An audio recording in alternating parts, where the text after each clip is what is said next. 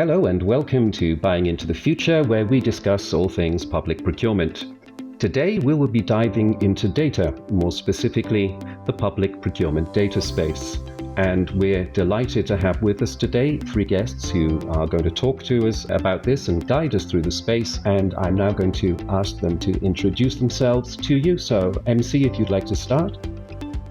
Many thanks, Steve. So my name is Mark Christopher Schmidt. I work for the Commission, especially specifically DG GROW. I work here since 2013. In the domain of electronic procurement, I work since 2003. So I'm a senior expert in this area. And I work together with the Commission to improve the situation in Europe, to digitize or to help to digitize member states in public procurement. Thank you very much. And we'll go on to Rune, if you care to say hello, please. Hi, Steve. My name is Rune Kjørlaug. I work as an enterprise architect. I'm here on behalf of the Norwegian Agency for Public and Financial Management. We're responsible for our national e-procurement portal. I've worked with digitalization and e-procurement for far too many years. Never enough. And finally, we turn to our third guest. Rolf, if you'd like to just briefly introduce yourself, please.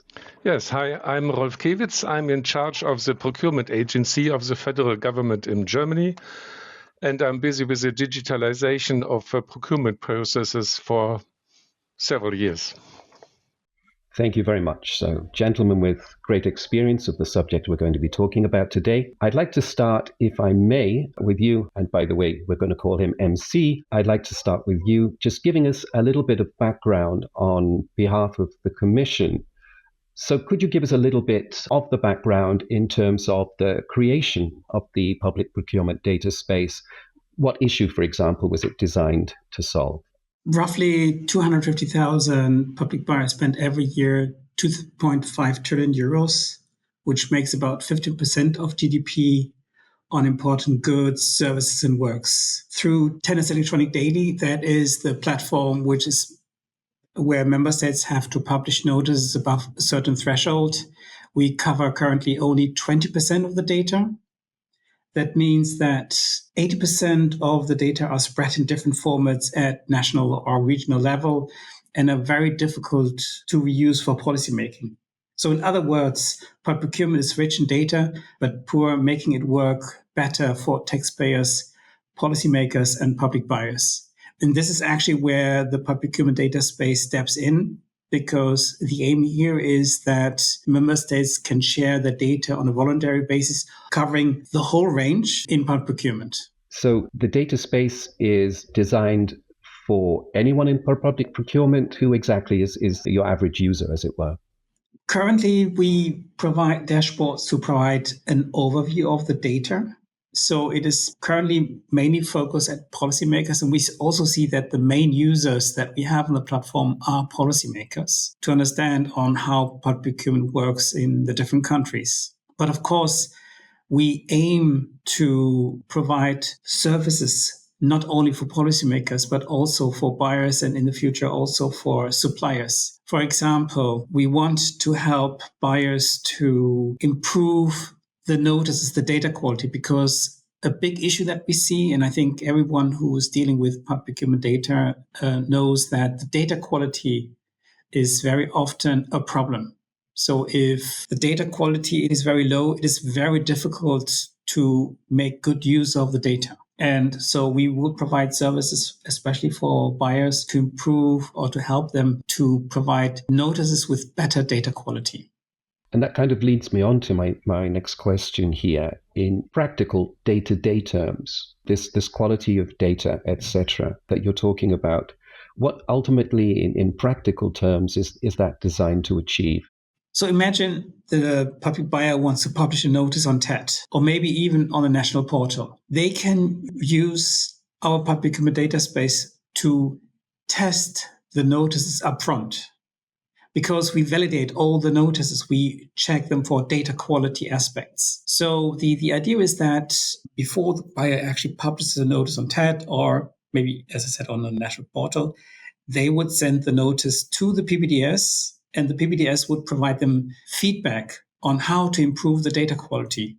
What can they do, for example, to increase transparency or to avoid maybe mistakes in the notices? That is one very practical example. In the future, of course, we want to even enhance this to use also artificial intelligence so that the PPDS will become a kind of a buyer's companion, meaning that a buyer wants to procure something. They don't really know how to do this for a specific topic, and then they can use the PPDS to find out who did something like this before, what worked well, maybe also what did not work well, to help them in their daily job when procuring. I would like now to turn to the other gentlemen who are joining us today and get into a little bit of viewing the data space from the other side, as opposed to the provider, the actual people who are involved in using it. And I'd like to ask, first of all, a very general question. I presume at the moment you have been engaging with the data space. So could you tell us what your experience of that has been so far in terms of how it's worked for you, what you've been using it for, that kind of thing? In total, I must say that it was very easy to join the PPDS. It was not much effort to join it, and it was an easy project for joining the PPDS. However, we were lucky because we started our project to utilize the PPDS very early on. So that means we were able to communicate with the developers of the PPDS themselves, which had a very in-depth expertise and was therefore able to answer all our questions we had very easily. However, you have to keep in mind when asking if something can be changed or how can it be changed, and asking the developer, of course, I have in mind everything is possible. And that means we therefore had to keep in mind that we had to ask about the responses we receive. That means, is this change possible? Is this change realizable by us ourselves? Is it a configuration that has to be done by us or by the operating team? Is this change already planned in your roadmap? Or did you discuss this change only within your development team? Yeah? Or can you please suggest this change to your client? However, when this was clarified, it was very easily and everything could be solved. Very easy. Thank you. If I could go to Rune then, does that mirror your experience? How easy have you found it to start using the data space? Well, as Rolf was saying here, it was very painless and an easy journey to join. In Norway, we were helped by a long tradition of transparency and openness around public procurement. So, as MC was saying, TED only has a fraction of the public procurement data, but in our national portal, Doffin, we have a lot more data. So, our main thing was to give access to the PPDS to the existing data sources that we had, and then I think I had 2 rounds of emails where they asked questions that, as Rolf was saying, they showed great insights into the domain. So it was just trying to understand the Norwegian specifics, and we got going. Maybe something that was very interesting from you to understand. Another reason why you wanted to join the PPDS was to give Norway a voice. Do you want to say something about this? PPDS is very important for Norway in the sense that we're not a member state. So we're not part of the union. We're an associate member through the EEA agreement. So this means that, as MC was saying, PPDS is vital for policy implementation measure. Do we succeed in getting the change within public procurement to happen the way the policy wants to? And our challenge is that we're not part of the policy development in the same way as all the other member states. So this lets through PPDS, we can let the data speak our voice, so we can be heard through that. It does sound to be a very important aspect of this, because I'm familiar with the difference with Norway from the rest of the EU. Has it, on a day-to-day basis, made a change to the way you're working? Can you give me any practical examples of things it maybe has allowed you to do or made easier? Just to say, in general, PPDS is a chance to allow buyers to see outside of the box, because you can compare your activities with others, not also with other regions or even other nations. And also PPDS is a good way of demonstrating the benefits of the available data, which is laboriously collected by the buyers as part of the procurement process. And then you can see what kind of ideas you can get with it.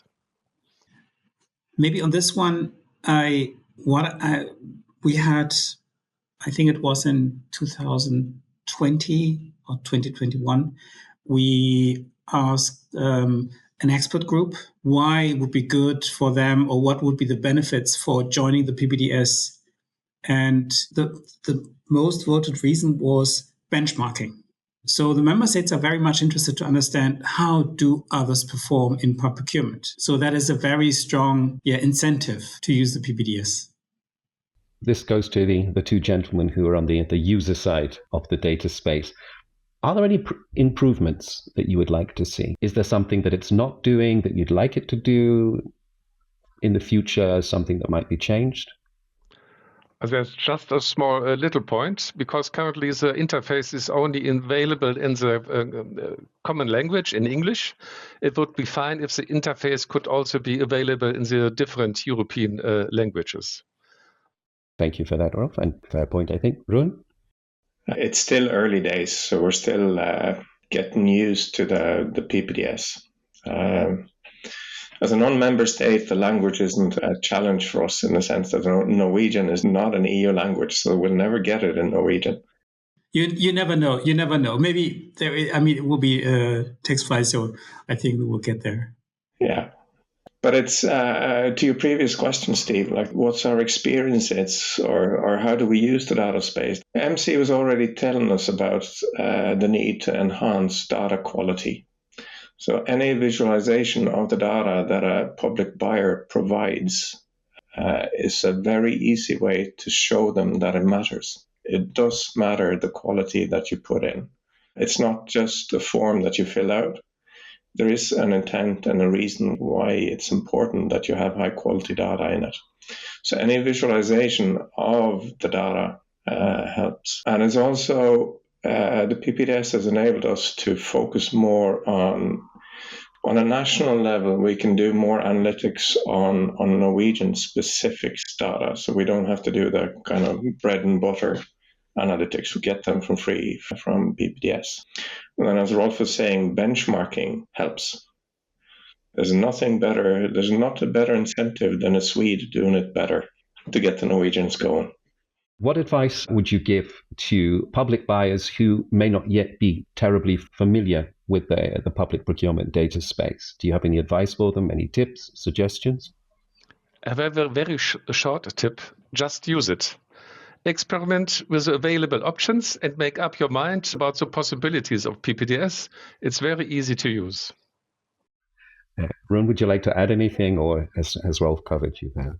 Rolf has covered it. I think the best advice is to be curious. There's a lot of information out there, and as a public buyer, it's very seldom that you're the first one. There's always someone else that have done it. So PPDS is a great way both to navigate and find and and MC, to close this, do you have any comments about the future of the data space, where you see it going? Any suggestions for new users maybe as well? So as Rune already said, we are still early stage, even though we went live last year in September. We are still improving this existing system. It is important that the data that we have, it's properly interpret, because having data is not just to analyze it, it's also to analyze it in the correct way, to provide the correct numbers. And so the main focus currently is really on improving the functioning of the system. But as I said before, we want to open it up for buyers, for suppliers to also include artificial intelligence, making use of this. We want to really develop the PPDS in such a way that it will become in the future the single truth of source of data when it comes to public procurement in Europe. So if researchers, if policymakers, if buyers or suppliers want to deal with public procurement data, that they go to the PPDS and say, this is where I get all the information from that I need. Great, thank you very much. And on that note, looking into the future, we will finish for today. I'd like to thank our three guests for their time and their insight. We're very grateful, gentlemen. Thank you very much. For those of you listening in today, please do keep checking back to our channels for more episodes of Buying into the Future, and we hope to see you then.